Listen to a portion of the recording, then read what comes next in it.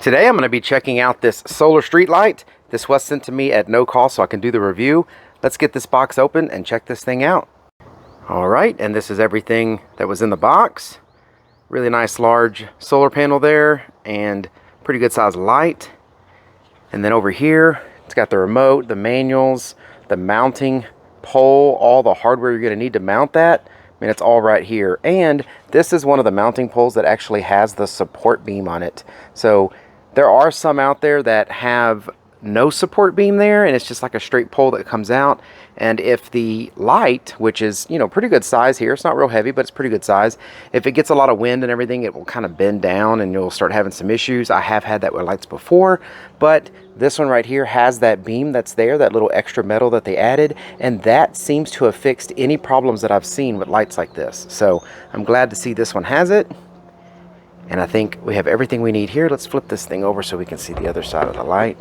So that is what you're going to be seeing from the bottom side, and that is a nice big light. You've got three nicely diffused lenses here where the lights are at, and then you even got these lights on the side.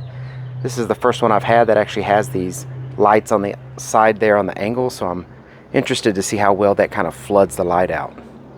So I'm going to get this thing hung up and we're going to test it out at night. So I've had the light installed out here for a few hours now to get some good sun.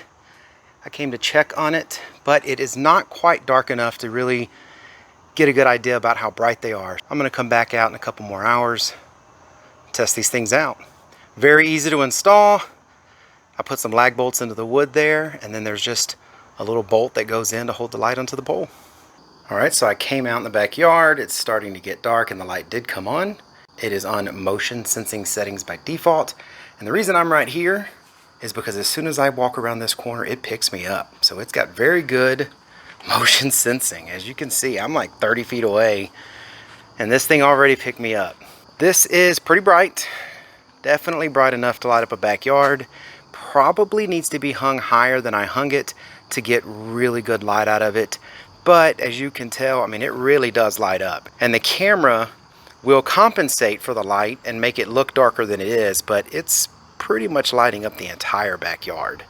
Let's take a look at this light with the remote. Now I can't really keep the light in the camera or it goes kind of crazy, but the remote has quite a few settings. So you have, you know, your on and your off, and then you have your brightness, this dimmable.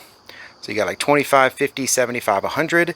Motion sensing is in the middle. So if you want the light to come on at 100% when you're walking, or it picks up motion, and then drop down to 30% when it doesn't detect motion, like it just did, you would use the motion sensing setting here.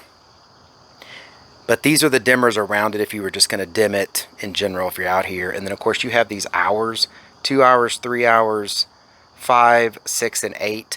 They'll keep it at 100%. It picked me up when I moved my head. So the light is pretty good about not picking up little things. Bugs can fly around and things like that. I haven't noticed the light coming on and off because of bugs and things like that. But as soon as it detects like me turning my head or me moving my leg, that's enough motion to set it off. Like I can just see, I can just move my arm. It detected that. But there's June bugs flying around. It's not doing anything with it. We can just do 100%. If you just, that's off.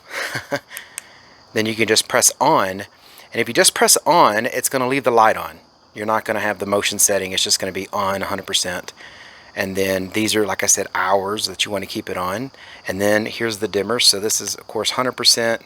We can do 75, if you notice that. We can do 50, if you notice that. 25. Again, the camera compensates and just kind of opens the aperture so you can get more light in. So it doesn't look as drastic, but in person, you definitely can tell the difference in these. It does a great job. Let me step back and just show you how well, if I can get it in the camera, it lights up the whole backyard with this one light. The camera's still compensating a little bit, but I mean, you wouldn't even have to have the pool light on. It's so bright at night. Now again, if I was out here and we had people out here, I'd probably have it on like 50% maybe. But you know, if we really needed the light, see, even at 30%, it's still a decent amount of light. Look, man, we are really far away and it still picked me up pretty good.